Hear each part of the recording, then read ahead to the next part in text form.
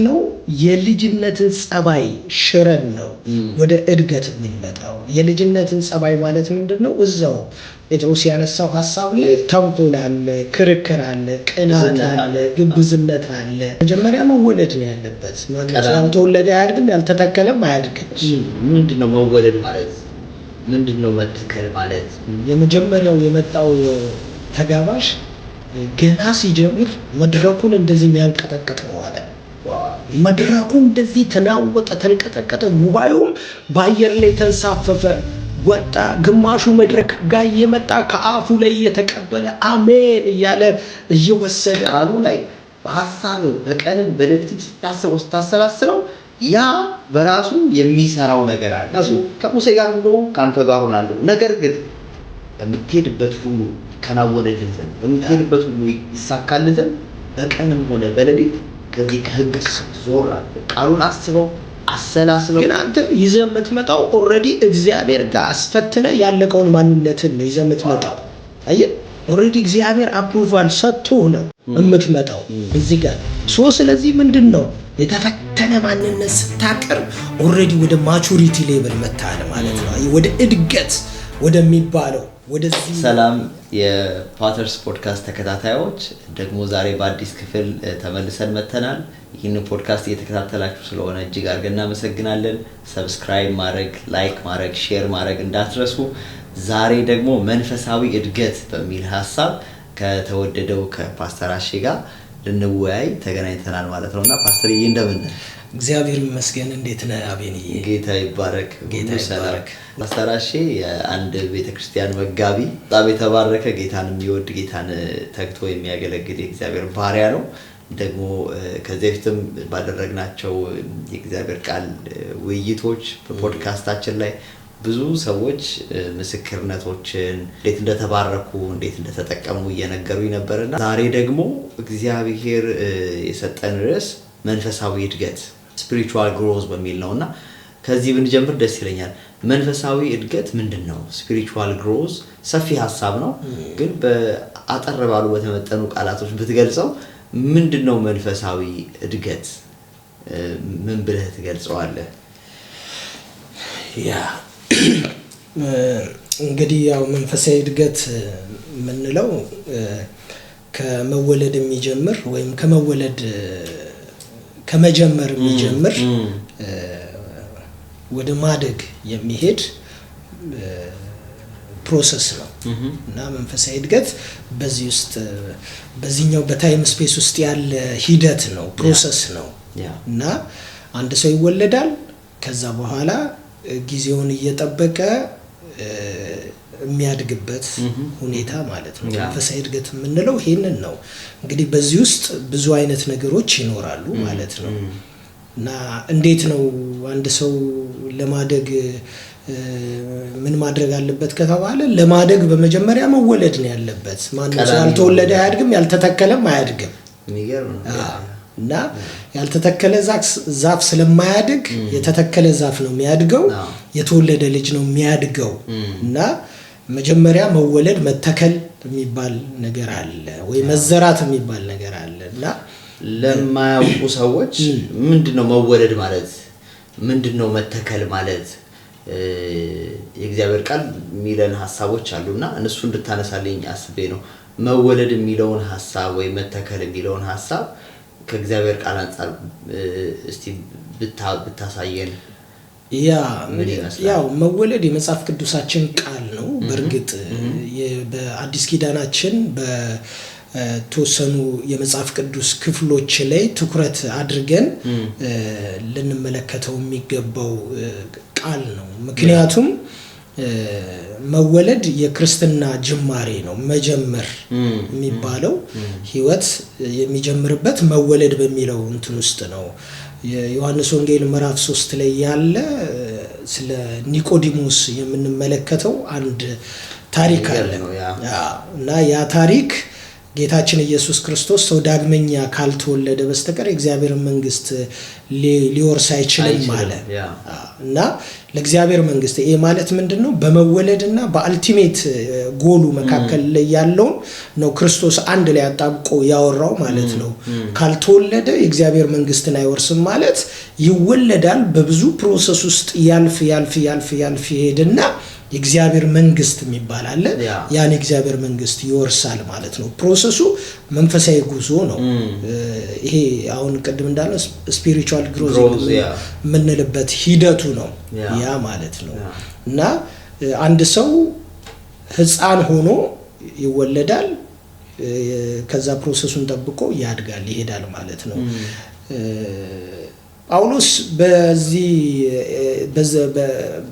በዚህ በመወለድና በህፃንነት መካከል ላይ ያለውን ላይፍ ብዙ ጊዜ እየጠቀሰ የተለያዩ አብያተ ክርስቲያናትን ያስተምራል እና ለምሳሌ የገላትያንን መጽሐፍ ስንመለከት የገላትያን መጽሐፍ ላይ የሰዎቹን የአንዳንድ ባህሪና ጸባይ የሚገልጥበት መንገድ የህፃንነትን ባህሪ አምጥቶ ነው የሚገልጠው እና የህፃንነትን ባህሪ ያመጣና ይጠቀምበታል።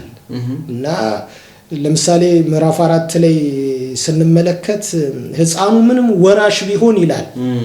ምንም ወራሽ ቢሆን ግን ከተቀጠረለት ጊዜ ድረስ የሁሉ ባሪያ ነው ይላል። በቃ ለምን ወደ አንድ የማቹሪቲ ሌቭል እስኪመጣ ድረስ ባሪያ ነው። ሪስፖንሲቢሊቲ አይሰጠው አየ ለርስትም ያንን ርስት የመቀበልም አቅም የለውም፣ ያንን ይዞ የመሄድ አቅም የለውም። እና በመንፈሳዊ ጉዞ ውስጥም እየተወለደ ህፃንን ርስት አታወርሰውም። ብታወርሰውም ለሞግዚቱ ነው ያን ባደራ መልክ መስጠው እንጂ ለሱ እንደዚህ ብላ አትሰጠውም። አያቅም ሲጀመር ማለት ነው ይሄንን። ስለዚህ መንፈሳዊ ልጅነት ወይም መንፈሳዊ ህፃንነት ሪስፖንሲቢሊቲ እንዳንቀበል ይጋርደናል ማለት ወይ ወደ ኋላ ይዘናል ማለት ጳውሎስም ይሄንን ነው የሚናገረው።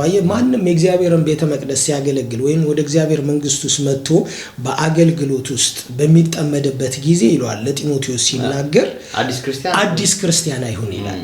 አዲስ አማኝ አይሁን ይላል። ያ ኒውቦርን ቻይልድ ማለት ነው።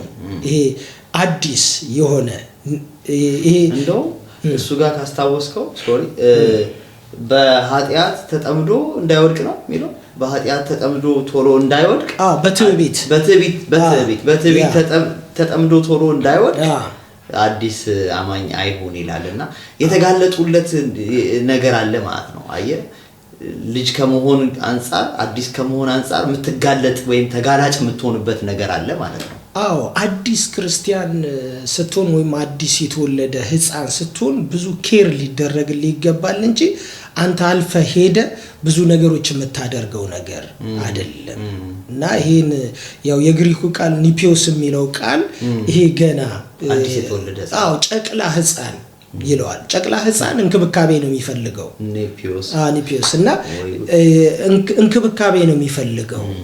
አንተነ ፊድ የምታደርገው፣ አንተነ የምታጥበው፣ አንተነ የምታነሳው፣ አንተነ እንትን የምትለው ባይ ዘ ዌይ ይሄን ፕሮሰስ ካለፈ ጥሩ ጤንነት ላይ ይገኛል። አንድ አማኝም ለማደግ እነዚህን ፕሮሰሶች ማለፍ አለበት።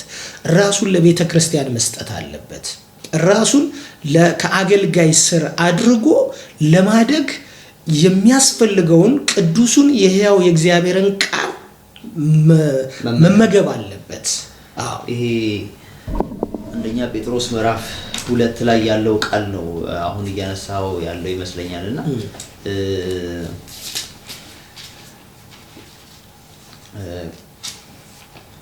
እንግዲህ አንደኛ ጴጥሮስ ምዕራፍ 2 ላይ እንግዲህ ክፋትን ሁሉ ማታለልን ሁሉ ግብዝነትን ቅናትና ሐሜትን ሁሉ አስወግዳችሁ በድነታችሁ እንድታድጉ አዲስ እንደተወለዱ ህፃናት ንጹሑን መንፈሳዊ ወተት ተመኙ።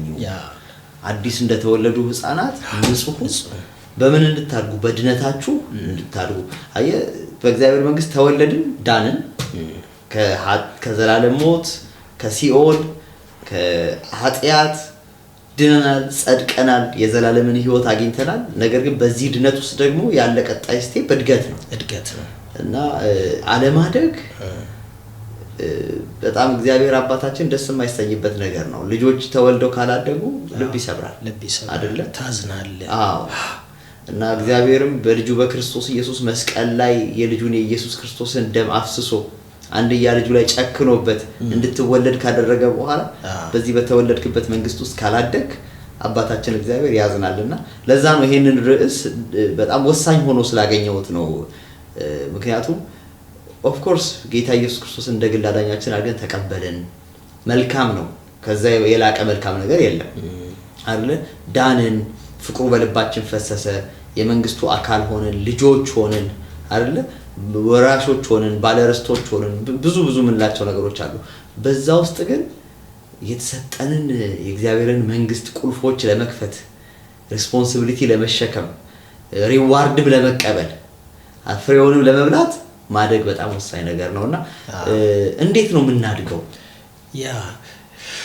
የምናድገው በርግጥ እንደ እግዚአብሔር ቃል ከሆነ የምናድገው በእግዚአብሔር ቃል ነው የምናድገው። ምክንያቱም ቅድም አንተ ያነሳው ሐሳብ ላይ ተንኮል የሌለበትን የቃሉን ወተት ይላል። ይሄ እዚህ ጋር ንጹህ የሆነውን የእግዚአብሔርን ቃል ይላል። አዲሱ መደበኛ ትርጉም ላይ ንጹህ የሆነውን የእግዚአብሔርን ቃል ይላል እና ተንኮል የሌለበትን የእግዚአብሔርን ቃል እየተመኘን ስናድግ ስንመገብ ወደ እድገት እንመጣለን። ይሄ ማለት ምን ማለት ነው? የልጅነትን ጸባይ ሽረን ነው ወደ እድገት የምንመጣው። የልጅነትን ጸባይ ማለት ምንድነው? እዛው ጴጥሮስ ያነሳው ሐሳብ ላይ ምንድነው? ተንኮል አለ፣ ክርክር አለ፣ ቅናት አለ፣ ግብዝነት አለ።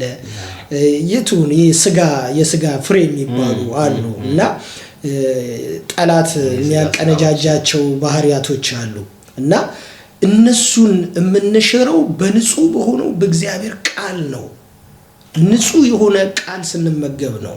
ባይዘው ጃንክ ነገር ሁሉ ወስደን ወደ ትክክለኛ እድገት ማደግ አንችልም በፍጹም። ትክክል አንድ ህፃን አደገ የሚባለው ጭንቅላቱ ብቻ ሲያደግ አይደለም። አንድ ህፃን አደገ የሚባለው ድንገት እግሩ ሲያደግ አይደለም። በጣም ፕሮፖርሽናል በሆነ መንገድ ሁሉ ነገሩ ሲያደግ ነው በትክክለኛ መንገድ። የትኛውን ቃል አስታወስከ መሰለ? ጳውሎስ ለኤፌሶን ሰዎች በሐዋርያት ሥራ ምዕራፍ 19 ወይ ምዕራፍ 20 ላይ ሲሰናበታቸው የእግዚአብሔርን ቃል ሙሉ ምክር ሰጣዋችሁ። I gave you the whole counsel of the word of God አላቸው።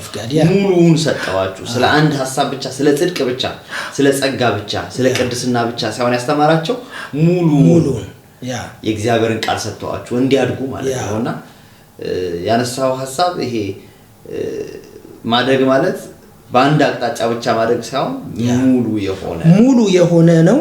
ሙሉ የሆነ ማለት ምንድነው? የእግዚአብሔር ቃል የሆነ እስትንፋሰ እግዚአብሔር ያለበትን ቃል በሙሉ ማለት ነው። ማለት አንዳንድ ጊዜ ለምንድነው ይሄንን ቃል ብዙዎች አንስተን የምንጠቀምበት ኬዙ ምንድነው? አንዳንድ ሰው ብሉይ ኪዳን አያስፈልግም የሚል ትውልድ አለ። አንዳንድ ሰው አዲስ ኪዳን ያስፈልጋል፣ ብሉይ ኪዳንም ያስፈልጋል፣ አዲስ ኪዳንም ያስፈልጋል የሚባል አባባል አለ። አንዳንዱ ደግሞ አዲስ ኪዳን ውስጥ ሆኖ ራሱ ወንጌላት አሁን አያስፈልጉም፣ የጳውሎስ መልእክቶች ብቻ ናቸው የሚያስፈልጉት የሚሉ አሉ። ይሄ በቀደሙም የነበረ ነው። በብሉይ ኪዳን ጊዜ የነበሩ ሰዱቃያን የሚባሉት አምስቱን የሙሴን ሕግ ብቻ ነው የሚፈልጉት፣ ሌላውን አይፈልጉም። ተመልከት እንግዲህ እንዲህ አይነት ባህሪ ያላቸው ሰዎች ስላሉ ነው ቅድም ጳውሎስ ለኤፌሶን ሰዎች ሽማግሌዎቹን ጠርቶ ሙሉ የሆነውን የእግዚአብሔር ቃል ምክር ያለበትን ቃል የሰጣቸው ምንም አላስቀረውባችሁም ነው የሚላቸው። እንደው ምንም አላስቀረውባችሁ። አንድ ሰው ለማደግ ሙሉ የሆነውን የመጽሐፍ ቅዱስን ሐሳብ ኮንሰፕቱን እያንዳንዱን ነገር ሊያውቅ ይገባል። እሱን ሁሉን አውቀን አንጨርስም፣ ግን በተረዳ ነው። እግዚአብሔር ፍላጎትን ተመኙ እኮ ነው የሚለው። የቃሉን ወተት ተመኙ አይደለ? ለማደግ መመኘት በራሱ ማደግ ነው። የሚገርም ነገር ለማደግ መመኘቱ እኮ ማደግ ነው። ቃሉን መፈለጉ ማደግ ነው። ማግኘቱ ሳይሆን መፈለጉ በራሱ አንተ ጋር ሲመጣ መፈለጉ ገና አንተ ጋር ሲመጣ እድገት ጀምሯል ማለት ነው። ትክክለኛ አፕታይት ራሱ ወሳኝ ነገር አይደለ? አሁን ንጹሁ የእግዚአብሔርን ቃል ወተት ተመኙ ሲል ጴጥሮስ እኔ አሁን ከራሴ አባት ስለሆንኩ ከልጆቼ ጋር ነውና እንጨነቃለን። ቤት ውስጥ ምግብ አልበላ ካለ አፕታይት ከሌለው አረ ይሄ ልጅ እንትን ምግብ ትቷል፣ አረ ይሄ ልጅ ይሄንን ምግብ ትቷል፣ አረ የኛ ወተት እምቢ ብሏል እየተባለ እንጨነቃለን። ወላጅ ከመጨነቁ የተነሳ ልጆቹ እንደው አፕታይት ሳይኖራቸው ሲቀር ሐኪም ቤት ይዟቸው ይሄዳል አይደል? እና አፕታይትን የሚከፍት ኪኒን የረሃብ ስሜትን የሚፈጥር መድኃኒት ይሰጣቸውና ልጆቹ መልሰው አፕታይት እንዲኖራቸው ያደርጋልና ትክክለኛ አፕታይት በጣም ወሳኝ ነገር ነው ያነሳነው ፓስተርዬ። ምክንያቱም ምንድነው አፕታይታችንን የሚዘጋው? አሁን እኛ ባለንበት በዚህ 21ኛው ክፍለ ዘመን ቀኑ ሙሉ ስልካችን እጃችን ላይ አለ። ብዙ ጃንክ ነገር ስክሮል እናደርጋለን። በዚህ በኩል ዜና፣ በዚህ በኩል የተለያየ ነገር፣ አንዳንዴ ሾፒንግ ራሱ በዚህ በኩል ማስታወቂያ ያየ ፋይናሊ ደግመሃል፣ ፋይናሊ ፉል ሆነሃል፣ ተሞልተሃል ሳታውቀውና አፕታይት የለህም ለእግዚአብሔር ቃልና ለዛ ነው ንጹሁን የእግዚአብሔርን ቃል ወተት እንዳትመኝ አፕታይትህን የሚዘጉ ብዙ ነገሮች አሉ። ሰይጣን እየሰራ ነው ብዬ የማስበው እንደው ሰው ማደግ እንዳለበት ሳያውቅ ቀርቶ ወይም ማደግ እንደሚያስፈልገው ሳያውቅ ቀርቶ ሳይሆን ሳያውቀው በመሃል ላይ አፕታይቱን እየበላበት አፕታይቱን ሃይጃክ እያደረገበት ዴቪድ በቃ በሶሻል ሚዲያ በተለያዩ ኢንጌጅ በመናረግባቸው የተለያዩ ነገሮች ላይ ሳናውቀው አፕታይታችንን ተወስደናል እና እግዚአብሔር ቃል ጋር ሲመጣ ሙደነህ ደክሞሃል ኦሬዲ አቅሙ የለህምና ለዛ ነው ልንነቃ የሚገባው። ይሄ ንጹሁን የእግዚአብሔርን ቃል እንዳንመኝ የሚያደርገን ነገር ያዛ ጋር ሁለት ነገሮችን ብናይ ደስ ይለኛል። አሁን ለምሳሌ ስንመለከት የእግዚአብሔር ቃል አፒታይታችንን ከሚገሉ ነገሮች መካከል አንደኛው በውጭ ያለ ምኞት ነው። በውጭ ያለ ምኞት ማለት ምንድነው? እንደ ስጋ ሐሳብ መሄድ ነው። እንደ ስጋ ሐሳብ መመላለስ ነው። በመናየው ነገር መወሰድ ምናምን፣ ለምናየው ነገር ጊዜ መስጠት፣ ውጫዊ ለሆነው ነገር ጊዜ መስጠት ከእግዚአብሔር ቃል እየራቀን እንድንመጣ ያደርገናል።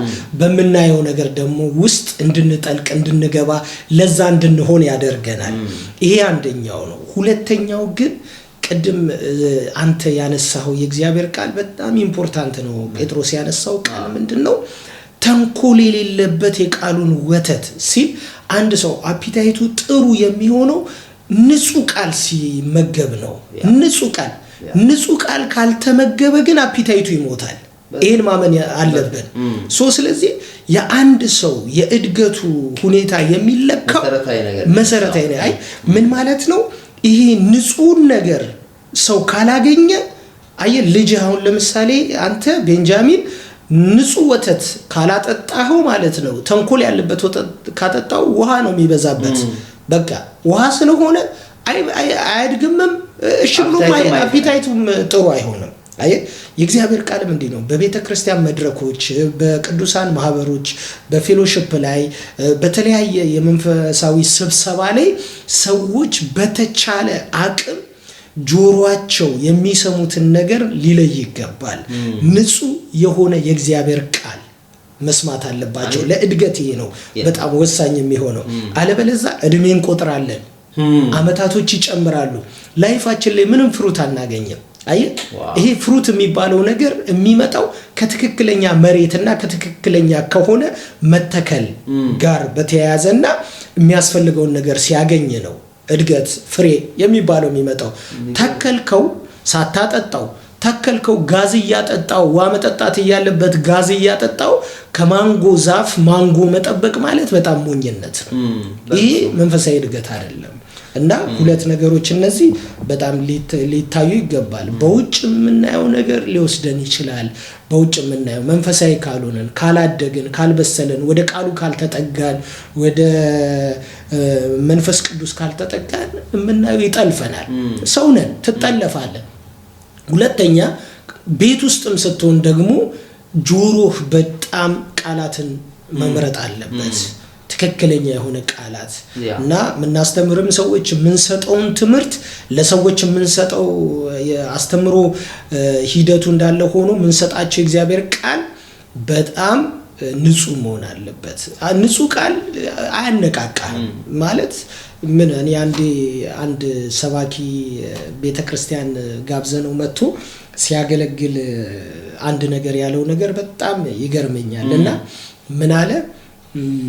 ሁለት ሰዎች ጋበዝን ቤተክርስቲያን ውስጥ አለ። በሁለት ሳምንት ልዩነት ሁለት ሰዎች ጋበዝን ይላል እና የመጀመሪያው የመጣው ተጋባዥ ገና ሲጀምር መድረኩን እንደዚህ የሚያንቀጠቅጥ ነው አለ። መድረኩ እንደዚህ ተናወጠ፣ ተንቀጠቀጠ፣ ጉባኤውም በአየር ላይ ተንሳፈፈ፣ ወጣ። ግማሹ መድረክ ጋር እየመጣ ከአፉ ላይ እየተቀበለ አሜን እያለ እየወሰደ ምናምን ሄደ። ከወጣን በኋላ ግን አለ ቃሉ ጠፋብን አለ። ያ የዘለለው ሁሉ ንፋስ ሆነ አለ። ንፋስ ሆነ አለ። እኛም አላደግንም። የሰጠንም ሰውዬ ደግሞ የምናድግበትን ነገር አይደለም የሰጠን አለ። እንደ ሰባኪው ነው እየተናገርኩ ያለሁት። እና ሁለተኛው ግን የመጣው ሰውዬ በሌላኛው ሳምንት የመጣው ሁለተኛ የመጣው ሰውዬ ብዙ አያወራም አለ። ቀስ ብሎ ነው የሚናገረው አለ።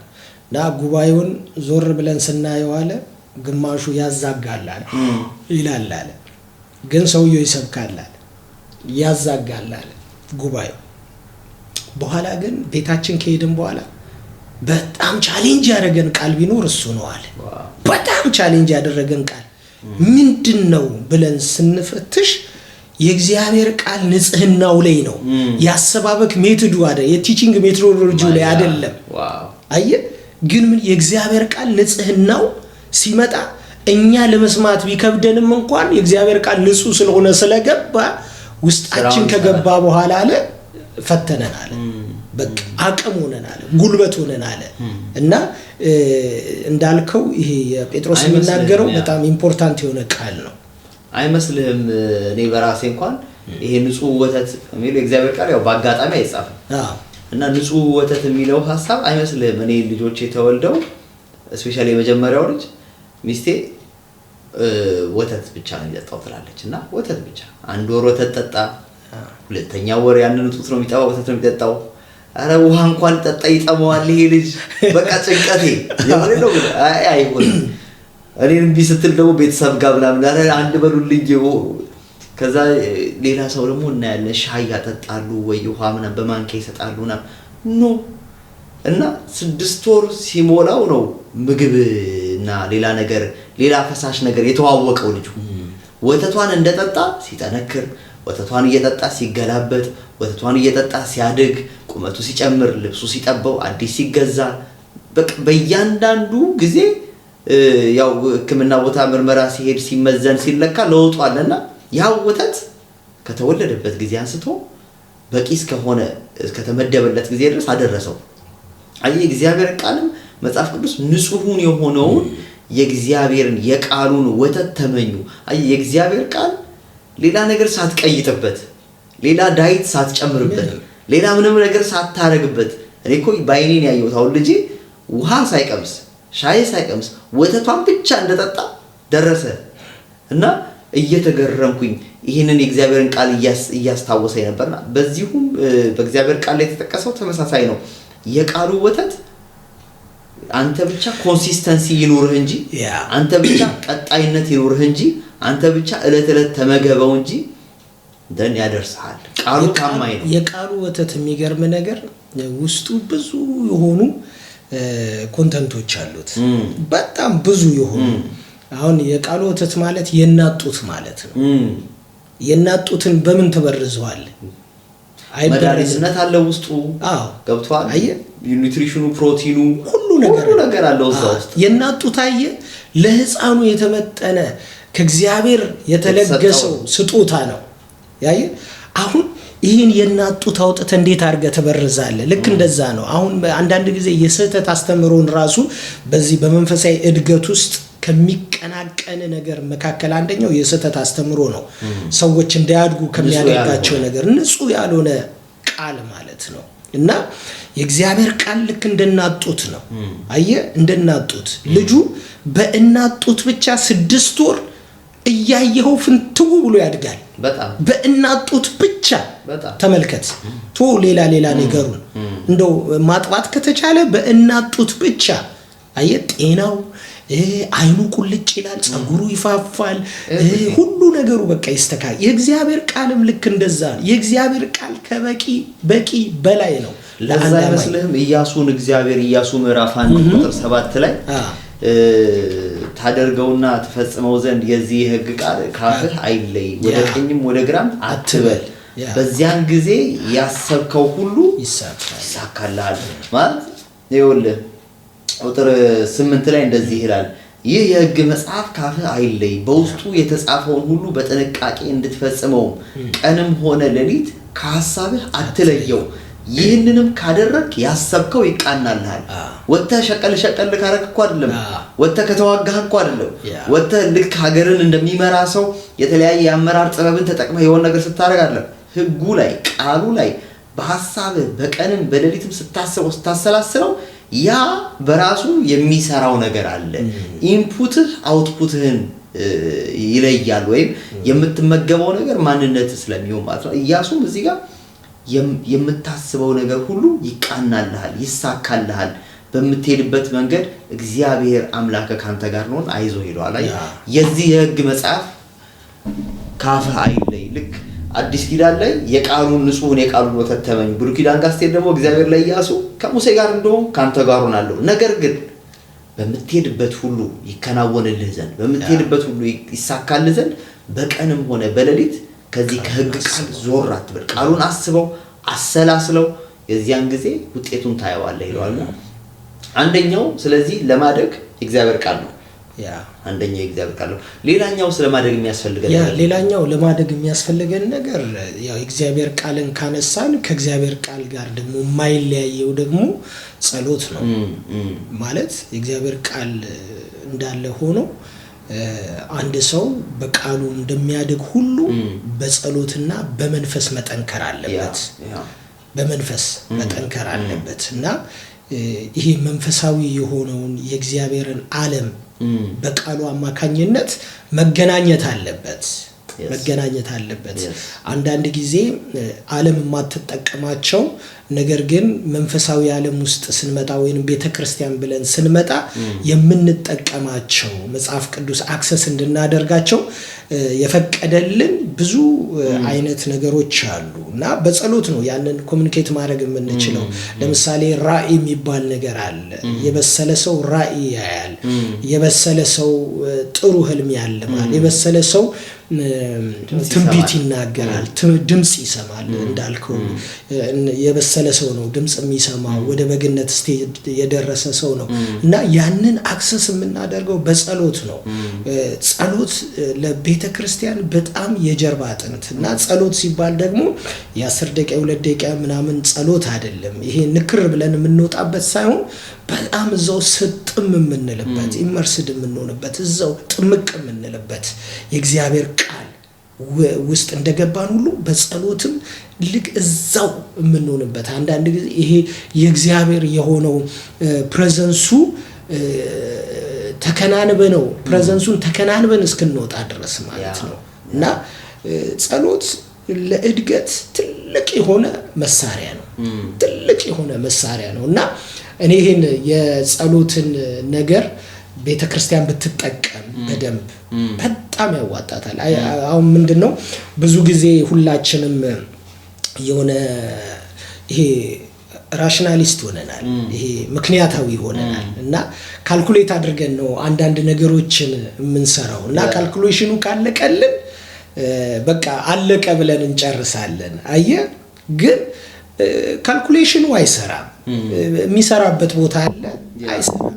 አንዳንድ ነገሮች ጸሎት የሚመልሳቸው ነገሮች አሉ። ጸሎት አንዳንድ ነገሮች እውን እንደሆኑ እያወቅን ጸልየን እውንነታቸውን ማረጋገጥ አለብን። አንዳንድ ነገሮች ካለመኖር ወደ መኖር የምናመጣበት ነገር ነው ጸሎት። አንዳንድ ነገሮች ግን እያሉ እነሱን አክሰስ ለማድረግ ለመጠቀም ራሱ መጸለይ ያለብን። እድገት ማለት ይሄ ነው። አየህ ያገኘውን የሚይዝ ያገኘውን የሚጨብጥ ያገኘውን የሚበላ ያገኘውን የሚጠጣ ሳይሆን አማኝ ማለት እንደ እግዚአብሔር ቃል እንደ እግዚአብሔር ፈቃድ በጸሎት የተለየ በጸሎት የተፈተነ ጊዜ በጸሎት የተፈተነ ማንነት ይዞ የሚንቀሳቀስ ነው። ስለዚህ አንድ ሰው አደገ የምንለው እግዚአብሔርን ሲሰማ ነው። እግዚአብሔርን መስማት ደግሞ ያለው በጸሎት ውስጥ ነው። ይሄ ሮሜ ምዕራፍ 8 ቁጥር 14 ላይ እዚህ አካባቢ ያለው ጥቅስ አለ።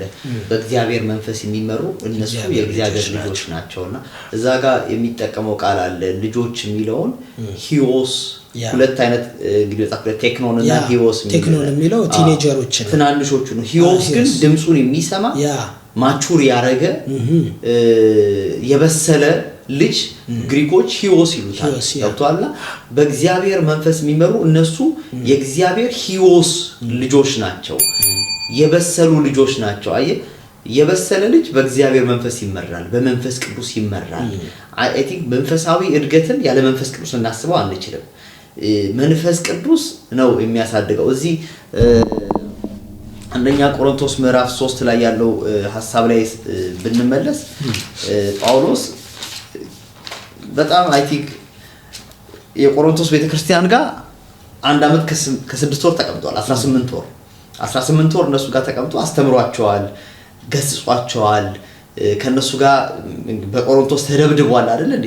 ብዙ ዋጋ ከፍሎ ከነ ፕርስቅላና ከነ አቂላ ጋር ሆኖ በቆሮንቶስ 1 አመት ከ6 ወር ተቀምጦ ካስተማረ በኋላ ሄዶ ከነሱ ከተለየ በኋላ አይ ቲንክ ኤፌሶን ከተማ ላይ ሆኖ ነው የጻፈላቸው የቆሮንቶስን መልእክትና ወንድሞች ወይ ምዕራፍ 3 ላይ በክርስቶስ ገና ህፃናት እንደመሆናችሁ እንደ ስጋውያን እንጂ እንደ መንፈሳውያን ልናገራችሁ አልቻልኩም። አየህ ስጋውያን ስለሆኑ ህፃናት ናቸው። መንፈሳውያን እኮ ቢሆኑ ህፃናት አልነበሩም። እንደ ስጋውያን እንጂ እንደ መንፈሳውያን ልናገራችሁ አልቻልኩም። እነዚህ ሰዎች አስተምሯቸው መግቧቸው ሊያውም ጳውሎስ እኮ በአዲስ ኪዳን ውስጥ በቃም ትልቁ ቦታ የተሰጠው ሐዋርያ ነው አይደል እንዴ? እንደውም የአዲስ ኪዳናችንን ብዙውን መጽሐፍ የጻፈልን ብዙ መረዳቶችን የገለጠልን ሰው ነውና ይሄ ጳውሎስ አስተምሯቸው እንኳን ልጅነት አለ በመካከላቸውና እንደ ስጋውያን እንጂ እንደ መንፈሳውያን ልናገራችሁ አልቻልኩም። መንፈሳውያን መሆን ወይ መንፈሳዊነት ነው የመብሰል አንዱ ማሳያ ማለት ነውና እዚህ ጋር ገና ስላልጠነከራችሁ ወተት እንጂ ጠንካራ ምግብ አልመገብኳችሁም አልቻልኩም ነው እንደው አሁንም ቢሆን ገና ናችሁ። ፓስተር ማለት አልቻልኩም ይልናኮ አይ አሁን ግን ደርሳችኋል አለ። አሁንም ቢሆን ገና ናችሁ ይላችኋል፣ ሩቅ ናችሁና እነዚህ ኒፒዮስ ምል እነዚህ ነው ገብቷል። ይሄ እነዚህ ናቸው አሁን ቀድም ያልካቸው እነዚህ ቴክኖን የሚባሉት ገብታ ሂዮስ የሚባሉት እነሱ ኦልሞስት እነዚህን ስቴፕ ያለፉ ናቸው። የኒፒዮስ ተቃራኒ ነው ባይ ዘ ዌይ ሂዮስ ኮምፕሊት ተቃራኒ ነው። ማቹር ያደረገ ነው። ኒፒዮስ ደግሞ እንደና ዳይፐር ላይ ነው ጡት ላይ አየ ይሄ ዳይፐር ነው። ይሄ አሁን የቆሮንቶስ ምዕራፍ 3 ኒፒዮስ ነው የሚጠቀመው ያንን ቃል ለምንድን ነው እንደዛ የሚጠቀመው? ህፃናት እንደመሆናችሁ አይደላችሁም ወይ ነው። አየ ገና ህፃናት እንደመሆናችሁ አይደላችሁ ሲል ምንድነው አትሊስት ስለ ትልቅ ነገር እየተወራ አሁን ህፃን ምንድነው ስለ ትልቅ ነገር እያወራው ድንገት እሱ የሆነ ነገር ሲሰራ ታየዋል ማለት በቃ በጣም ሲሪ ነገር ሲያረካ እድሜውን የሚመጥን ነገር ነው የሚያደርገው። አይ እድሜውን የሚመጥን ነገር ግን አሁን አንተ ትልቅ ነገር እያወራህ አንተ እኔ የሆነ ነገር ብሰራ አይ ኒፒዮስ በቃ እንደ ህፃን ሶን ስታይ ትደነግጣለህ። ጳውሎስ እንደዚህ ደንግጦ ለዛ ነው አይ ገና ናችሁ አለ። ደንግጦ ነው አያቸው አመት ከ8 ወር ኢንቨስት አድርጎ ከነሱ ተለይቶ ከሄደ በኋላ ራሱ ስለነሱ ያለውን ነገር ሰማ። እንግዲህ የቆሮንቶስ ቤተክርስቲያን የምንሰማቸው ነገሮች ጳውሎስ በዓለማውያን ዘንድ እንኳን በእናንተ መካከል ያለው ነገር ተሰምቶ አይታወቅም ይላቸዋል። ልዩነቱ ይሄ ሁሉ የልጅነት ውጤት ነው። ይሄ የልጅነት ባህሪ ነው። ገብቷል። አሁን እኮ ልጅነት ስትመለከተው በእድገቱ ስትመለከተው ጳውሎስ ለጢሞቴዎስም እኮ ይለዋል። ለጢሞቴዎስ የሚለው ቀድም እንዳለው በነገር ሁሉ ቴክኖን በሚለው ቃል ነው ለሱ የሚለው ምንድነው ይሄ ማደግ በነገር ሁሉ ይገለጥ ማንንም ታናሽነትን አይናቀው ሲለው ምንድነው ኦሬዲ ወደ ማቹሪቲ ሌቨል የመጣ ሰው ነው ገብቷል ብዙ ስቴፖችን አልፎ የመጣ ቸርችን ወደ ማስተዳደር ቸርችን ወደ መምራት ደረጃ የመጣን ሰው ነው ግን ምንድነው እሱ ጋር ፍርሃት አለ አየ እሱ ጋር ፍርሃት ስላለው በምን ቃል ነው የሚመክረው በቆሮንቶሶቹ ቃል አይደለም የሚመክረው በቆሮንቶሶቹ ቃል አይደለም አየ የሚመክረው እሱም በየትኛው ቃል ነው የሚመክረው አየ እሱን አንድ ቲኔጀርን ወይም ደግሞ ከ13 አመት እስከ 25 አመት ያለ ልጅ በትክክለኛ መንገድ ከያስከው ያንተን ነገር ይዞ ነው የሚሄደው በትክክለኛ መንገድ ከያስከው ማለት የሚሉት ነገር አለ ሲባል እንሰማለን ልጅን ለ2 አመት ስጠኝ ዘመኑን በሙሉ ምናምን አደርገዋለሁ የሚሉት አለ አይደል ሌላኛው ሃይማኖት ላይ ያሉት ሰዎች እንደዛ አይነት ነገር ልክ እንደዛ ጳውሎስ እነዚህን ሰዎች የሚናገራቸው ገና ዳይፐር ላይ ያሉ ህፃናቶችን ነው የሚናገረው ገብቷል መግባባት ሁሉ አይችልም እኮ ከነሱ ጋር አሁንም ቢሆን ስጋውያን ናችሁ ያ ከዛስ በመካከላችሁ ቅናትና ክርክር አለ ሲገለጥ ነው ገብቷል የልጅነት ባህሪ ነው ቅናትና ክርክር ታዲያ ስጋውያን መሆናችሁ አይደለም ሰው ስጋዊ ሲሆን የልጅነት ባህሪው እየተገለጠበት ነው ያለው ተግባራችሁስ እንደማንኛውም ሰው ተግባር አይደለምን እንደ ኖርማል ሰው እንዳለ ሰው ማለት ነው ይሄው ጳውሎስ ሮሜ ምዕራፍ 12 ላይ እኮ ባይምሯችሁ መታደስ ተለውጡ እንጂ አትምሰሏቸው በዓለም ያሉትን አትምሰሏቸው የነሱን ፋሽን የነሱን አደራረግ የነሱን ሁኔታ የነሱን አስተሳሰብ አትከተሉ ለምን እናንተ ህፃናት አይደላችሁ ማቹር ልታረጉ ይገባችኋል ይያለ ነውና እዚህ ጋር ምክንያቱ በጣም ላነሳ የምፈልገው ነጥብ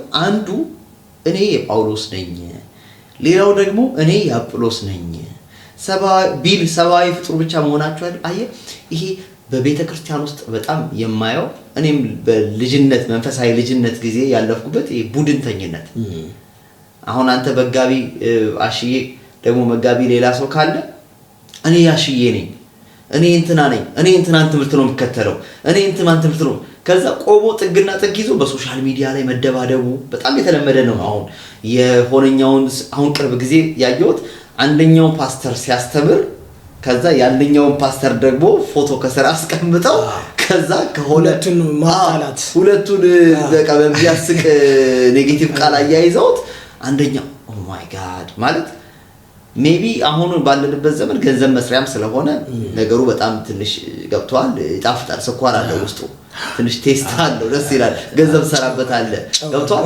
ነገር ግን በጣም ይሄ የመንፈሳዊ ልጅነት በዚሁ ደግሞ ወጀብ ህፃናት ተይዘው ይሄዳሉ ይሄንን ሲያዩ ገና ያልበሰሉ መንፈሳዊ ብስለት ውስጥ የሌሉ ሰዎች ደግሞ ይዘው ይሄዳሉና እኔ በጣም መንፈሳዊ ብስለት አንዱ መገለጫው ራሱ ከቡድንተኝነት ተወጣና ንጹህን ቃል ታያለ ከሚያስተምረው ሰው ውስጥ ንጹህን ቃል ታያለ እኔ አበበን ወይም ከበደን መከተል ሰው አይደለም ጳውሎስ እንኳን እኔን አትከተሉኝ ብሏል ለምንድነው እኔ አበበን መከተለው ለምንድነው ፓስተር እንትናን መጋቢ እንትናን ሬቨረንድ እንትናን ተከትዬ ቡድንተኛ ሆኜ ከሆነኛው ወንድሜ ጋር መጣለው ኖ እሱ ከሚያስተምረው የእውነት ቃል ውስጥ ያለውን ወስጄ ይዛለው እገሌን ከሚያስተምረው የእውነት ቃል ውስጥ ያለውን ይሄ ንጹህን ወተት ወስጄ ይዛለው እንጂ ከሁለቱም ጋር ቡድንተኛ አልሆነም አየ እዚህ ጋር ጳውሎስ ቡድንተኛ ናችሁ ወገንተኝነት አለባችሁ ይሄ ወገናይነታቸው ገብቷል ስጋውያን ስለሆኑ ለሰው የሚያደላ ነው ለስጋ የሚያደላ ነው ወገናይነታቸው ማለት ነው ምክንያቱም ካልበሰለ ማንነት የሚመጣ ነገር በሙሉ ወደ ስጋ ነው የሚሄደው ስለዚህ ያ ያስተማራቸው ያሳደጋቸው ምን ያላቸው ሰው ኖርማሊ የሚፈልጉት ላይ ሆነ ይችላል አጵሎስ የሚባለው ሰውዬ እኔን ተከተሉኝ ብሎ አይደለም ጳውሎስም ማይልም ኬፋም ማይልም እንደዚህ አይነት የላቸውም እነሱ ክርስቶስን ወደ ማላቅ ደረጃ ላይ ያሉ ሰዎች ናቸው ሰዎች ግን ባለማደግ ምክንያት ስጋውያን በሚሆኑበት ጊዜ ምን ያደርጋሉ ወደ አንዱ ያደላሉ አየ ህፃንን ለምሳሌ ህፃንን እናትና አባት ይቆሙና ወደዛ እኔ ጋር ይሉታል እና ህፃኑ ወደ ቀረበው ነው የሚሄደው በቃ ወደ ቀረበው ወይ ደግሞ ወደ ደና ወደ ለበሰው አይኑ ወደ ሳበው ወይ ጁሌ ደግሞ የሆነ ነገር ወደ ያዘው ነው የሚሮጠው ወደ አልተቆጣው ነው የሚሄደው እንጂ እንትን የሚጠቅመው ነው አይደለም ባይዘው እናትና አባትም ብቻ ስለሆኑ አይደለም ሌላም ሰው አብሮ ቆሞ ናና ቢባል ደስ ወዳለው ነው የሚሄደው። እኛ ደስ ወዳለን የምንሄድ አይደለንም። አንዴ ሲጀመር እኛ የክርስቶስ ነን። አሳዳጊያችን እግዚአብሔር ነው። አየህ ጳውሎስ አይደለም ጴጥሮስ አይደለም። እነዚህ እኛን ወደዛ ሊያደርሱ ያሉ ምናከብራቸው በቤተ ክርስቲያን ውስጥ ያሉ አገልጋዮች በጣም መከበር አለባቸው። በጣም በጣም በጣም ብዙ እየለፉ ያሉ ናቸው። እግዚአብሔር በእነሱ አማካኝነት ብዙ የጠቀመን ሰዎች ናቸው። ግን እኛ አሳዳጊያችን እግዚአብሔር ነው። ወደ እግዚአብሔር ነው የምናድገውም እግዚአብሔርንም ነው ደግሞ በእድገታችንም ልናከብረውም ልናገለግለውም ደግሞ የሚፈልገው ጌታ። እነሱም የሚፈልጉት ወደዛ ደረጃ እንድንመጣ ነው የሚፈልገው ማለት ነው። ለዛ ነው እዚህ ጋር እኔ ተከልኩ አጵሎስ አጠጣ ያሳደገው ግን እግዚአብሔር ነው። እኔ ተከልኩ አጵሎስ አጠጣ የሚያሳድግ ግን የድሮ ትርጉም እግዚአብሔር ነው። የሚያሳድግ እግዚአብሔር አየህ ወደሚያሳድገው እግዚአብሔር ነው እንጂ አይኖቻችንን ማቅናት ያለብን ወደ ሰው ወደ ቡድንተኝነት ማቅናት የለብንም። ከዚህ በኋላ ብናነሳው ደግሞ ደስ የሚለኝ ሐሳብ እዚህ ማደግ በሚለው ሐሳብ ላይ ማደግ ኮንሲስተንሲን ይጠይቃል። ቀጣይነት ያለውን ጥረትን ይጠይቃል። ቅድም ያነሳው ሐሳብ አለ። እድገት ፕሮሰስ ነው ያ ገብቷል። ዛሬ የተወለደ ልጅ ነገ የሆነ ቦታ አይደርስም። ፕሮሰሱን ንጹህን ወተት እለት እለት በጸሎት በእግዚአብሔር ቃል ውስጥ ባለ በመንፈሳዊ ህብረት ከእግዚአብሔር ጸጋ ካስቀመጠባቸው ሰዎች በመማር ያድጋል ማለት ነውና አይ ቲንክ ይሄንን ቃል ጴጥሮስ ላይ ተመልሰን ብናየው ደስ ይለኛል። ሁለተኛ ጴጥሮስ ምዕራፍ 1 ላይ ጨምሩ የሚል ሐሳብ እናገኛለን። በዚህም ምክንያት ሁለተኛ ጴጥሮስ ምዕራፍ 1 ቁጥር 5 ላይ በዚህም ምክንያት በሙሉ ትጋት በእምነታችሁ ላይ በጎነትን ጨምሩ፣ በበጎነት ላይ ዕውቀትን፣ በዕውቀት ላይ ራስን መግዛት፣ ራስን በመግዛት ላይ መጽናትን፣ በመጽናት ላይ እውነተኛ መንፈሳዊነትን፣ በእውነተኛ መንፈሳዊነት ላይ ወንድማማዊ መተሳሰብን፣ በወንድማዊ መተሳሰብ ላይ ፍቅርን ጨምሩ። እነዚህ ባህሪያት ቢኖሯችሁ ጌታ ኢየሱስ ክርስቶስን በማወቅ ዳተኞችና ፍሬ ቢሶች ከመሆን ይጠብቋችኋል። አየህ ማደግ ሁሉ በነገር ሁሉ ይገለጥ፣ በፍሬ ይገለጥ። ፍሬ እንዲኖረን የሚያደርጉ ነገሮች ናቸው እነዚህ። በዚህ ላይ መጨመር እና አይ ቲንክ መንፈሳዊ እድገት መጨመር ኮንሲስተንሲ ያስፈልገዋል፣ ቀጣይነት ያስፈልገዋል፣ አለመርካት ያስፈልገዋል። ለዛ ነው ጳውሎስ የኋላዬን እየረሳው የፊቴን ለመያዝ እዘረጋለሁ የኋላዬን እየተውኩኝ ያለፈውን እየተውኩኝ። ጳውሎስ ለማደግ ይመኛል። ጳውሎስ በዛ በፊልጵስዩስ ቤተክርስቲያን በጻፈላቸው መልእክት ላይ ሲጽፍላቸው እኮ በሮም ታሳሪ ነበር አይደል? እስር ቤት ሆኖ እንኳን ጳውሎስ የሚያድግ ነው። በዛ የአገልግሎት ደረጃ ላይ ደርሶ ለጢሞቴዎስ በርኖሱን ጥቅልሉን አምጣልኝ፣ መጽሐፍቶቼን ገሬጋ ያስቀመጥኳቸውን ፕሊስ ይዘልኝና አንብባቸው። በዛ ጊዜ ጳውሎስ ያነባል፣ ዲግ ያረጋል። አየህ መንፈሳዊ እድገት ፕሬስ ማድረግን ይጠይቃል፣ ኮንቲኒዩዋሊ መስራትን ይጠይቃል፣ ኮንሲስተንሲን ይጠይቃል። ይሄ ስፖርተኞች ካያቸው ጋርዲዮላ አሁን ይደንቀኛል። እኔ ያልበላበት ዋንጫ ሄዶ ያልበላበት የለም። እዚህ ዶችላንድን መጥቶ እንግዲህ ባየርንን አሰልጥኖ ጨርሶ ነው የቀጠለው። ነገር ግን ይሄ ኮች የሚታወቀው በምኑ ነው? ረሃብ አለው። አንዱ ዋንጫ በላ አነሳ፣ እዛች መኪናቸው ላይ ይወጣሉ፣ ይጨፍራሉ፣ ፓርቲያቸውን ያደርጋሉ። በነጋታው ሰውየው ትሬኒንግ ላይ ነው። በነጋታው እየጻፈ እየመረመረ ያኛውን ቡድን እያጠና ይሄኛውን እያደረገ በስጋዊ ነገር ነው። ግን ኮንሲስተንሲ ታገኝበታለህ። ማደግ ከኮንሲስተንሲ ውጪ አይደለም። እርካታ በጣም አስፈላጊ ነገር ነው። ስኬትን ሴሌብሬት ማድረግ በጣም አስፈላጊ ነገር ነው። ነገር ግን አንዳንዴ ምን ያለው መሰለ ራሴ ጋር ስኬታችን ውስጥ ዝብዝፍ ብሎ ተበታጭቶ መቀመጥ። ይሄ ሚክሮዌቭ አለ አይደለም? ሚክሮዌቭ ይሄ ቤት ያለው ማሞቂያ ያንኑ ወተት ወይም ያንኑ ስጋ ከተው ማለት ነው ለቁሰው እስከመጨረሻው በተመዘዘው ያቺው ማይክሮዌቭ ያንኑ ምግብ ሊያሞቅልህ የተዘጋጀው ማይክሮዌቭ ያቃጥለዋል፣ ያጨሰዋል፣ ያበላሸዋል። ልትመገበው ሊያሞቅልህ በሚመች ሙቀት ሊያረግልህ የተገባው ነገር ከመጠን በላይ ካስቀመጥከው እዛ ውስጥ ያጨሰልሃል። ስኬትም እንደዛው ነው። ለዛው ነው ጳውሎስ የኋላዬን እየረሳው አልቀመጥበትም ማለት በመሐረቡ ሰዎች ስለተፈወሱ መሐረቤን እየሰፋው መሐረቤን እየቸበቸብኩ በቃ መሐረቤን ፖል እያልኩኝ ስሜን እየጻፍኩበት እልካለሁ ማለት እኮ ይችላል።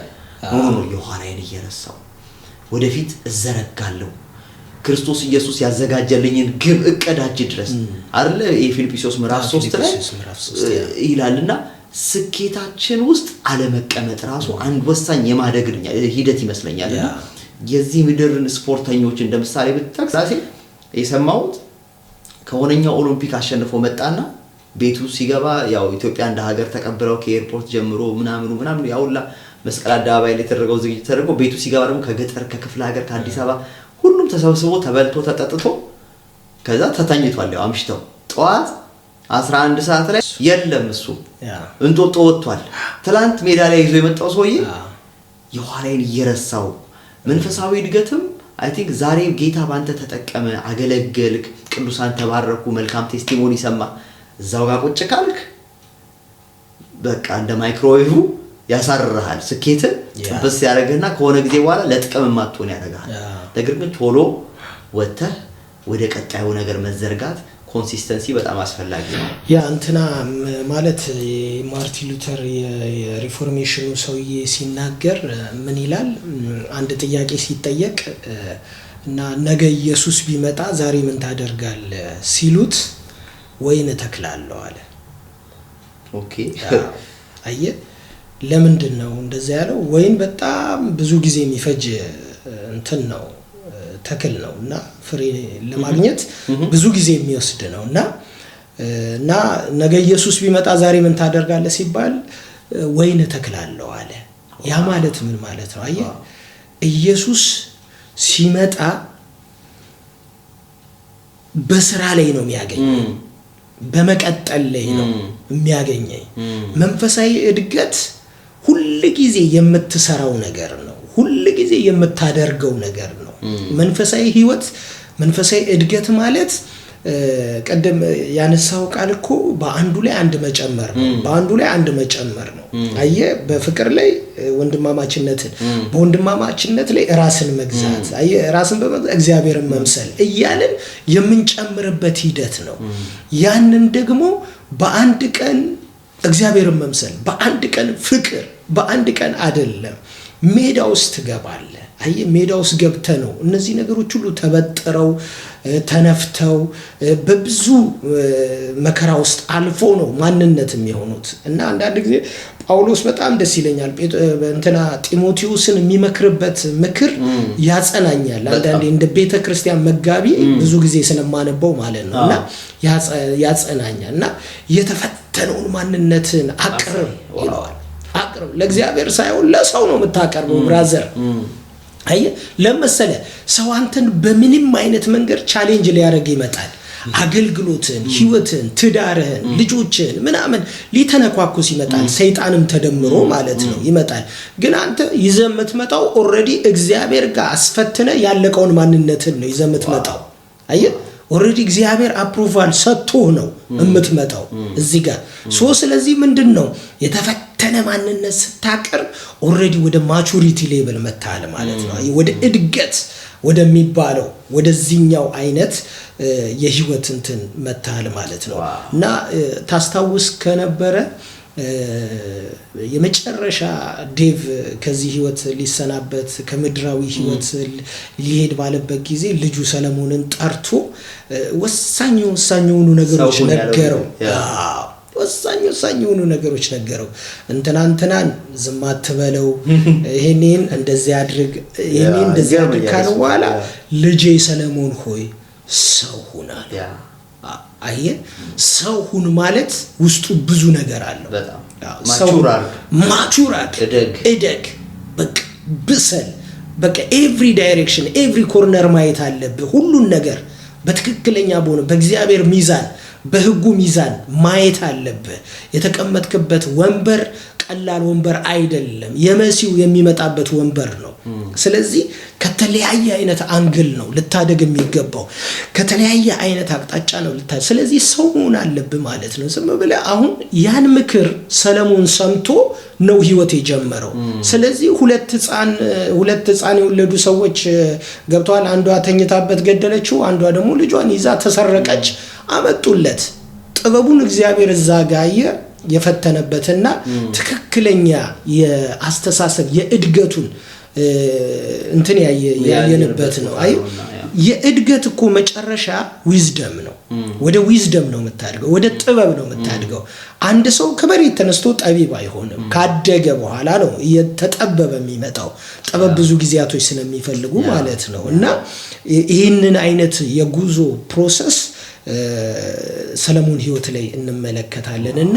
ይሄ ጨምሩ የሚባለው ነገር ቀላል ነገር አይደለም መጨመር ዛሬም በጸሎትን ጨምራለን ጸሎት ስለሆነ የእድገታችን መንገዱ በጸሎት በፌሎሺፕ እንጨምራለን ፌሎሺፕ በጣም አስፈላጊ ነው በጣም ከቅዱሳን ጋር ያለ መገናኘት በአንዱ ጸጋ አንዱ መጠቀም መቻል አየ በአንዱ በሆነ መበረታታት ሌላኛው ሲበረታታ ይሄ ትልቅ የሆነ የእድገት ማቀፍ ነው በዚህ ውስጥ ሆነን ነው የምናድገው ከዛ ደግሞ ስናልፍ ሲወጣ ሲተርፍ ደግሞ አየ ይሄ የተፈተነ ማንነት የሚለው ምስክር የሆነ ህይወት ይወጣል ሰዎችን አትራክት የሚያደርግ ያደገ ሰው ሰውን አትራክት ያደርጋል እንዴት እድገት ፍሬ ያለው ስለሚያፈራ አንተ ህይወት ላይ የሚያማምሩ የማንጎ እንትን ፍሬዎች አሉ እና የማንጎን ፍሬ መቅጠፍ የማይፈልግ የለም መጠጋት ሽታው ራሱ ደስ ይላል እኮ የፍሬ ሽታ ደስ ይላል ራሱ ፍሬ አይገርምም በባህሪው ለራስህ አይደለም ያንተ ላንተ አይደለም ለሌላው ነውና አይ ስታድግ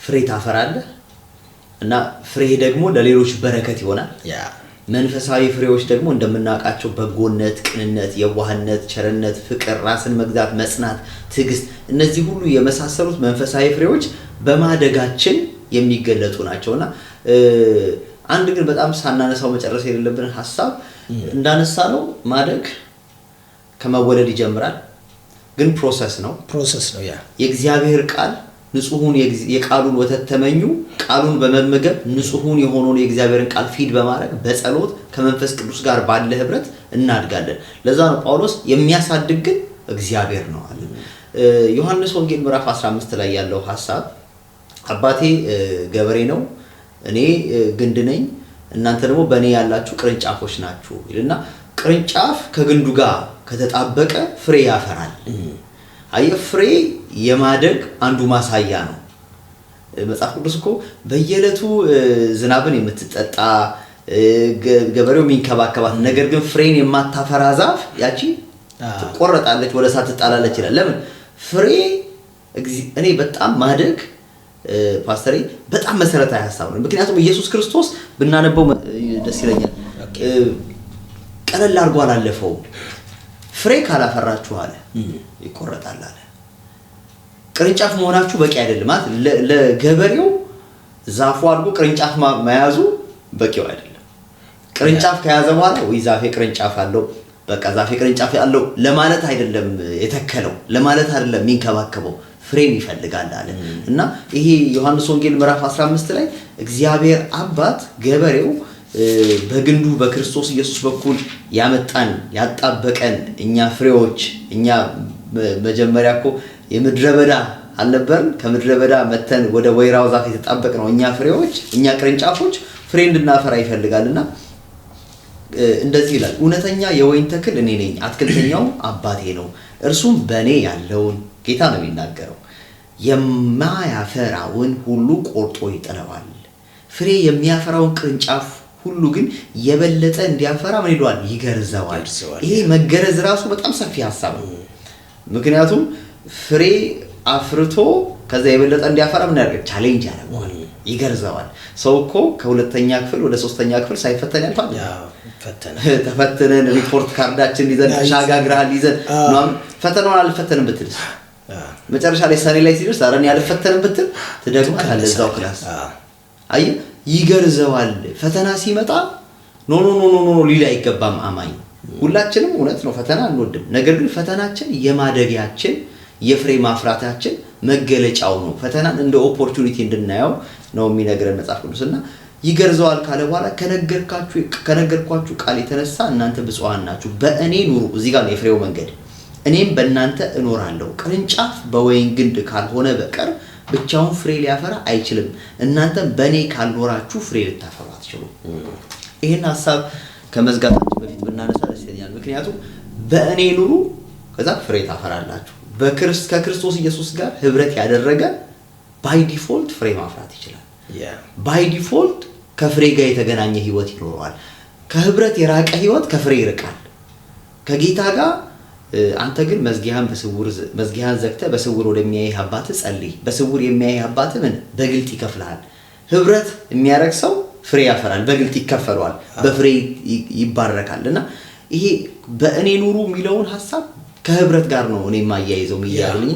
ሪሌሽንሺፕ፣ ጸሎት፣ የእግዚአብሔር ቃል ጥናት፣ በመንፈሳዊ ህብረት ያነሳው ከቅዱሳን ጋር ባለ ህብረት፣ በመንፈሳዊ ማህበሮች፣ በቤተክርስቲያን፣ በፌሎሺፖች በተለያየ መንገድ ኮንሲስተንሲ በትጋት የጌታን መፈለግ ወደ ፍሬ ያመጣናልና ነገር ግን ያዘለቀቅ ብርት ጥፍት ዥዋዥዌ ገብቷል አንዴ ወደዛ አንዴ ወደዚህ ያለ ኮንሲስተንሲ የሚሆን ነገር ምንም ውጤት አታመጣም፣ ምንም ለውጥ አታመጣምና ከፍሬ ጋር የተያያዘ በጣም መሰረታዊ ነገር አንዱ ከጌታ ጋር ያለ ህብረት ነው። አለበለዚያ ከጌታ ጋር ህብረት ከሌለን ፍሬ ማፍራት እድገታችን ሊገለጥ አይችልም። እንቀነጭራለን። የልጅነት ልምሻ ነው ይባላል ኢትዮጵያ ፖሊዮ። በምግብ እጥረት ልጆች ይጎዱና የ15 ዓመት ልጅ 8 ዓመቱ ነው ይመስለው የ20 ምናምን ዓመት ሰውዬ 10 ምናምን ዓመት ላይ ነው ማደግ ያቆመው። ለምን ካልክ ከሚያሳድገው ነገር ጋር ህብረት ስላቆመ ነው። አይ ከእግዚአብሔር ቃል ጋር ህብረት ካቆምን የእግዚአብሔርን ቃል መመገብ ካቆምን መጸለይ ካቆምን መንፈሳዊ ህብረት ካቆምን አናድግም። ደግሞ ብዙ ጊዜ የማየው ቻሌንጆችን ስንሸሽ አሁን ሰው ከቤተ ክርስቲያን ይርቃል። ከዛ ከቤተ ክርስቲያን ርቆ ከህብረት ርቆ ነገር ግን እንዲያድግ ይፈልጋል፣ ማደግን ይመኛል። ይሄን እንዴት ታየዋለህ አንተ ስፔሻሊ የቤተ ክርስቲያን መሪ ስለሆንክ? እኔ አሁን ቀድም ያነሳው የእግዚአብሔር ቃል እዚህ ዮሐንስ ወንጌል ምዕራፍ 15 ላይ ያለውን ትክክለኛ ሐሳቡ አንተ ያነሳው ሐሳብ ነው። ከፌሎሺፕ ጋር ነው ነገሮች መያያዝ ያለባቸውና ፌሎሺፕ ስንል ከቅዱሳን ጋር የሚያደርጉት በእግዚአብሔር ልጅ በኢየሱስ ክርስቶስ ባለ የቃሉና የመንፈሱ ገበታ ላይ ተቀምጠው የሚያሳልፉት ትክክለኛ መንፈሳዊ ማህበር ነው ያንን እና እዚህ 15 ላይ ስናየው ግን የምንመለከተው ከራሱ ፐርሰናሊ ከልጁ ጋር ያለን ፌሎሺፕ ነው የሚያሳየው። ምን ያህል ኢንቲሜሲ ያለን ከኢየሱስ ጋር ምን ያህል ምክንያቱም እሱ ግንድ ነው እኛ ቅርንጫፎች ነን። በቅርንጫፍና በግንድ መካከል ያለውን መቀራረብ ነው ማየት ያለብንና ገበሬው አባቴ ነው እኔ ግንድ ነኝ የምን ግንድ ነኝ እናንተ ቅርንጫፎቼ ናችሁ ሲል ምን ያህል ያለንን ቀረቤታ ማየት አለብንና እኛ የኢየሱስ ክርስቶስን ትክክለኛ መዓዛና ፍሬ ለሰዎች የምናሳይ የምንሰጥነን እዛው ግንዱ ላይ ተለጥፎ ፍሬ ማያፈራም አለ። ቀድም ያልነው ያለማደጉ ላይፍ ነው እዛው እና ገና የሚገረዝም አለ። የተገርዞ ቅጠል እንዲወጣ ተገርዞ ፍሬ እንዲወጣ የሚያደርግ ማለት ነው እና እኔ ዛጋ የትክክለኛው ከልጁ ከኢየሱስ ክርስቶስ ጋር ያለን ህብረታችን ይሄ ነው መሆን ያለበት። ቀደም እንዳለው በንጹህ ቃል በንጹህ ጸሎት በቅዱሳን ፌሎሺፕ እንደገና ደግሞ ወጥቶ ምስክር በመሆን ትክክለኛ የደቀ መዛሙርትነት ላይፍን ለሰዎች በማስተጋባት የምንኖረው ነው። ይሄንን ጳውሎስ ቅድም እዛ አንደኛ ቆሮንቶስ ምዕራፍ 3 ላይ ያነሳ ነው ቃል ላይ ምን ይናገራል? እንደው ከዚህ ነገር ወጣችሁ ከልጅነት ወጣችሁ ከስጋዊነት ወጣችሁ ይልና ቁጥር 9 ላይ ሲመጣ ምን ብሎ ነው የሚናገረው? ከእግዚአብሔር ጋር አብረን የምንሰራ ሰዎች ነን ይላል። አብሮ ሰራተኞች ነን ይላል። አየ አብሮ ሰራተኛ ከጌታ ጋር አብረን የምንሰራ ከግንዱ ጋር አብረን የምንሰራ ነን ለሥራ የቆምን ሰዎች ነን እና እድገታችን በዚህ በልጁ ህብረት ውስጥ በአብ ፍቅር ህብረት ውስጥ ሆነ ወንድሜን እንኳን የማይበት ነገር ራሱ ገብቷል አይደል ልጁ ለኔ በከፈለው ዋጋ አይን ነው ማየት ያለብኝ ምክንያቱም ለኔ የከፈለው ዋጋ እኔን ከሞት ያነሳኝ ዋጋ ነው እሱንም ደግሞ ከሞት ያነሳው እኔ ነው ያነሳኝ ያ መንፈስ ነው እና በዚህ አይነት ነገር ብንመለከተው አንድ ሰው አደገ ብለን የምናይበትን መንገድ ማየት እንችላለን ከኢየሱስ ጋር ሰው ህብረት ከሌለው ለማደግ በጣም ይቸገራል በጣም ለማደግ ይቸገራል ትክክለኛ የኢየሱስን መልክ የኢየሱስ ክርስቶስን ቃል ድምጹን ሰው ካልሰማ ለማደግ በጣም ያስቸግራል እና ይሄ ነው እንግዲህ ፍሬው ደስ የሚለው በዚህ ሁኔታ ነው አይ ቲንክ በጣም ቆንጆ ሐሳቦችን አንስተናልና ብዙዎችን ኢንስፓየር እንደሚያደርግ የሚያዳምጡንን ሰዎች ኢንስፓየር እንደሚያደርግ አምናለሁ